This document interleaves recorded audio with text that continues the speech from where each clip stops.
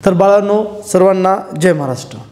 तर लक्षात घ्या, जसं आपल्याला इथं स्क्रीनवर दिसतंय, आजचा विषय खूप महत्त्वाचा आहे। आपल्या बोर्डाच्या परीक्षा फक्त 2 ते 2.5 महिन्यावर आलेल्या आहेत। ह्या परीक्षेच्या ह्याच्यामध्ये आपल्याला मार्क पण घ्यायचे आहेत। बोर्डामध्ये मार्क पाहिजे। मार्क घेणं सोपं आहे का? तर बिलकुल नाही। सब्जेक्ट किती आहेत? 6 आहेत। 10वी साठी जवळपास 9 पेपर असतात। 9 पेपरला 2.5 महिन्यामध्ये कव्हर कसं करायचं हा प्रश्न आहे।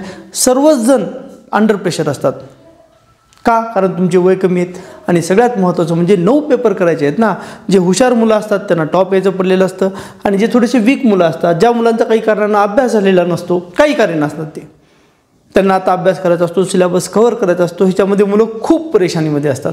तर काय करायचं? अभ्यास कसा करायचा? अभ्यास किती करायचा? अभ्यासाचं नियोजन कसं करायचं? कोणता सब्जेक्ट निवडायचा? हे सगळं मी तुम्हाला एका स्टेपनं सांगणार आहे। तर व्हिडिओ शेवटपर्यंत बघा, तुम्हाला नक्की याचा फायदा होईल आणि याचा फायदा घेऊन तुम्ही पुढे जा। ठीक आहे, मुद्दा एवढाच आहे की तुम्ही टॉप आलं पाहिजे। तर बघा, सगळ्यात पहिली गोष्ट तुम्हाला करायचं आहे, स्टे पॉझिटिव्ह। पॉझिटिव्ह राहा बेटा। का? कारण आपण या पूर्ण वर्षामध्ये काहीच अभ्यास केला नाही असं नाही झालं। शाळेनं तुम्हाला होमवर्क दिला, तुमच्या क्लासनं तुम्हाला होमवर्क दिला, तुम्ही व्यवस्थितपणे ते होमवर्क कंप्लीट केला, काही ना काही क्वेश्चन तुम्ही लिहिलेले असतील, सगळ्या गोष्टी तुम्ही व्यवस्थित केलेल्या आहे। तुम्ही कंप्लीट पुस्तक उघडलंच नाही असं होईल का? असं नाही झालं। कितीही वीक मुलगा असू द्या, कितीही आगाव मुलगा असू द्या, थोडं का होईना त्यानं अभ्यास केलेला असतो आणि आता आपल्याला कमी वेळेमध्ये टॉप करायचं आहे, म्हणजे पॉझिटिव्ह राहणं खूप गरजेचं आहे। इथं पहा, नेव्हर गिव्ह अप, सोडायचं नाही, आपल्याला ते करून दाखवायचं आहे आणि पुढे तुमच्यामध्ये जेवढा पॉझिटिव्ह वाइब्स असतील तेवढं तुम्हाला फायदा मिळणार, हे गरजेचं आहे। तुम्ही असं करणार तर तुमचा कॉन्फिडन्स वाढेल आणि सिलेबस कमी वेळेमध्ये कव्हर करण्यासाठी त्याचा फायदा होईल। चला नेक्स्ट पाहू आपण। नेक्स्टमध्ये एक शेड्यूल बनवा। महत्त्वाचं काय? तुम्ही एक शेड्यूल बनवा। अभ्यास आपल्याला कमी वेळेत करायचा वेळ आहे का? 2.5 महिने आहे। मग या 2.5 महिन्याचा जर योग्य वापर केला, ह्याच्यामधला प्रत्येक दिवसाचा, प्रत्येक तासाचा, प्रत्येक मिनिटाचा जर योग्य वापर केला तर आपला सिलेबस कमी वेळेत कव्हर पण होईल आणि रिव्हिजन पण होईल। म्हणजे तुम्हाला अभ्यास सुरू करण्याच्या अगोदर नेमका कसा अभ्यास करायचा आहे ह्याचा एक शेड्यूल बनवणं गरजेचं आहे। मग हे शेड्यूल बनवण्यासाठी काय? सगळ्यात महत्त्वाचं म्हणजे प्रायोरिटीज ऑफ द सब्जेक्ट। सब्जेक्टला प्रायोरिटी द्या। सब्जेक्टची प्रायोरिटी काय असते? हे बघा, इथं म्हणजे तुम्हाला दिसतं स्क्रीनवर, इंग्लिश आहे, इकॉनॉमिक्स आहे, science, geometry, history, mathematics, geography. आपल्याला 9 पेपर आहेत 10वी साठी आणि एकूण बघितलं तर 6 सब्जेक्ट आहेत। आता मला सांगा, एवढ्या सब्जेक्टमध्ये सगळे सब्जेक्ट आपल्याला आवडतात का? तसं नसतं। सगळे सब्जेक्ट आपल्याला आवडत नाहीत का? असंही नसतं। तर आपल्याला जे सब्जेक्ट आवडतात त्यांना अगोदर घ्या, त्यांना कव्हर करा। कारण इतिहास भूगोल जरी असतील तरी ते 100 मार्क देणार आहेत, 80 + 20, बरोबर आहे। आणि अल्जेब्रा, जिओमेट्री सुद्धा तुम्हाला तेवढेच मार्क देणार, सगळ्या सब्जेक्टला सेम मार्कच आहेत। ओके, तर हे लक्षात आलं।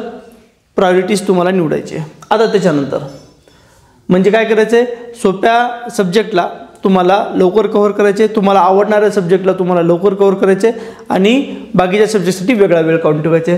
त्याच्यानंतर मेक युअर ओन नोट्स।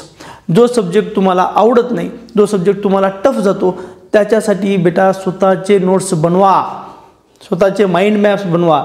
दुसऱ्याची कॉपी करू नका। जर तुम्ही स्वतःचे माइंड मॅप बनवणार तर तुम्हाला ते कमी वेळेमध्ये फॉरएव्हर लक्षात राहतील आणि त्याचा फायदा तुम्हाला परीक्षेतील प्रश्नांची उत्तरं लिहिण्यासाठी होईल।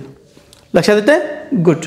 आता त्याच्यानंतर पुढचा part, keep a regular study schedule. तुम्ही जोही शेड्यूल बनवा, तुम्ही 4 तासाचा अभ्यासाचा शेड्यूल बनवा, तुम्ही 6चा बनवा, तुम्ही 10चा बनवा, तुम्ही 16चा बनवा, काही हरकत नाही। पण तुम्ही जे शेड्यूल बनवाल त्या शेड्यूलला तुम्ही व्यवस्थित चिटकून राहा, ते महत्त्वाचं आहे। आज शेड्यूल फॉलो केला, उद्या नाही फॉलो केला, परवा फॉलो केला, नंतर असं नाही करायचं, त्याला डिस्टर्ब नाही होतं। तर तुम्हाला एक शेड्यूल कंप्लीट बनवायचं आहे आणि त्याला कंप्लीट फॉलो करायचं आहे। तुमचा पूर्ण वेळ त्या शेड्यूलनुसार झाला पाहिजे, लक्षात ठेवा। म्हणजे नियमित अभ्यास करणं खूप गरजेचं आहे कमी वेळेमध्ये जर सिलेबस कव्हर करायचा असेल तर। डन। नेक्स्ट बा, स्टडी स्मार्ट नॉट हार्ड। हे सगळ्यात महत्त्वाची स्किल आहे। सगळ्याला वाटतं कमी वेळेत अभ्यास व्हावा, पण स्मार्ट स्टडी कशी करायची? स्मार्ट स्टडी करण्यासाठी सगळ्यात महत्त्वाचे लक्षात ठेवा, तुम्हाला मॅनेजमेंट करावं लागेल टाईमचं, की हा सब्जेक्ट, हा चॅप्टर, हा पॉईंट एवढे वेळेत झाला पाहिजे। ते पॉईंट कंप्लीट करण्याच्या अगोदर तुम्ही वेळ ठरवा की याला किती वेळ द्यायचे। समजा एखादा सब्जेक्ट आहे मॅथमॅटिक्ससारखा, जिओमेट्रीसारखा, अल्जेब्रासारखा, तुम्ही त्याला दिवस करायले आणि मराठीसारखा सब्जेक्ट तुम्ही करणंच गेले, असं जमणार नाही। तुम्हाला वेळेचं प्रॉपर नियोजन करायचं आहे आणि स्मार्टली अभ्यास करायचे, कारण वेळ कमी आहे। कमी वेळेमध्ये आपल्याला जास्त अभ्यास करायचा आहे तर स्मार्टली अभ्यास करावा लागेल। ठीक आहे। आता पुढे take a small breaks while studying.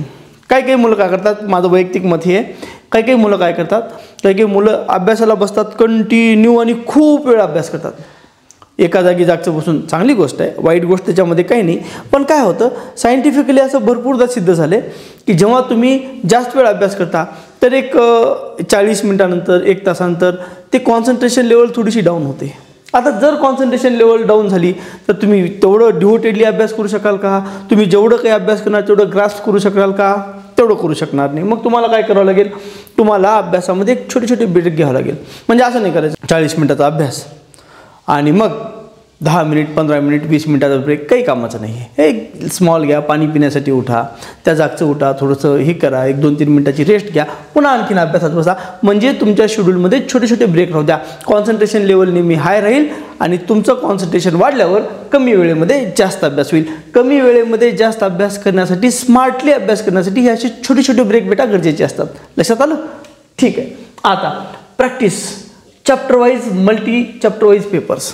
जेव्हा तुमचा हे शेड्यूल कंप्लीट होईल, तुमचा एखादा चॅप्टर कंप्लीट होईल, त्यावेळेस तुम्हाला काय करायचे, तुम्हाला प्रॅक्टिस करायचे. प्रॅक्टिस खूप करावी लागेल, कारण बोर्डामध्ये येणाऱ्या प्रश्नाची उत्तरं तुम्हाला लिहायचीत. बरोबर आहे, लिहिण्याची प्रॅक्टिस गरजेचं आहे. एखादा प्रश्न तुम्हाला किती छानपणे सांगता येतो ह्याच्यापेक्षा महत्त्वाचं आहे एखादा प्रश्न उत्तर तुम्ही किती छानपणे, किती ॲक्युरेटली, किती बिनचूक तुम्ही लिहू शकता. तुम्हाला काय करावं लागेल, चॅप्टर वाईज प्रॅक्टिस करावं लागेल. एक छोटे छोटे 20-20 मार्काचे 30-30 मार्काचे पेपर घ्या, त्याला सोडवा. पुन्हा 2 चॅप्टरचे 3 चॅप्टरचे छोटे छोटे पेपर घ्या आणि त्याला सोडवा. ते गरजेचं आहे. आता पहा, प्रॅक्टिस प्रिव्हियस इयर्स पेपर. जेव्हा ही प्रॅक्टिस संपेल तेव्हा प्रिव्हियस इयरमध्ये नेमके कोणत्या प्रकारचे प्रश्न विचारलेत हे तुम्हाला व्यवस्थितपणे सोडवायचे आहेत. हे आता तुम्हाला व्यवस्थितपणे अभ्यास करायचा आहे, हे गरजेचं आहे. तुम्हाला त्याला छान पद्धतीनं सोडवावे लागेल. त्याच्यामध्ये किती मार्क पडतात, ते झाल्याच्या नंतर तुमचे काय चुका झाल्या, किती मार्क आले, ह्या सगळ्या गोष्टीचा तुम्हाला अभ्यास करायचा आहे. म्हणजे chapter wise paper, unit wise paper बरोबर PYQ प्रिव्हियस इयर पेपर तुम्हाला छान पद्धतीनं सोडवायचे. ठीक आहे. आता सगळ्यात महत्त्वाचं, सिर सलामत तो पगडी 50 आहे ना, स्टे हेल्दी. एवढं सगळं करत असताना लक्षात ठेवा, तुमचे वय 15, 16, 17, 18 वर्षाचे आहेत. तुम्ही जास्त मोठे नाहीत बेटा. मग काय होतं, आपल्या शरीराची पूर्ण ग्रोथ झालेली नसल्यामुळे एनर्जी नीड वाढते. आणि जर समजा टेन्शन वाढलं, जर प्रेशर वाढलं तर आपली एनर्जी आणखीन डिमांड वाढते. आणि जर याच्यामध्ये तुम्ही अभ्यास करतच राहिले, जेवणावर, तुमच्या आरोग्यावर जर लक्ष नाही दिलं तर तुम्ही आजारी पडू शकता. आणि आजार पण साधी सर्दी जरी झाली तरी 4 दिवस खाते. बरोबर. तर इथं लक्षात ठेवा, हेल्दी राहणं गरजेचं आहे. म्हणजे न्यूट्रिशन असलेला आहार घेणं गरजेचं आहे. बरोबर. हेल्दी राहणं गरजेचं आहे. याचा अर्थ काय, आपण चायनीज खायला जायचं, घरी ते मुरमुरे चिवडा करून नाही. हेल्दी राहा, प्रोटीनयुक्त आहार घ्या. बरं का, चांगला गुड हेल्दी आहार घ्या आणि मग स्वस्त राहिल्याचे फायदे उचला.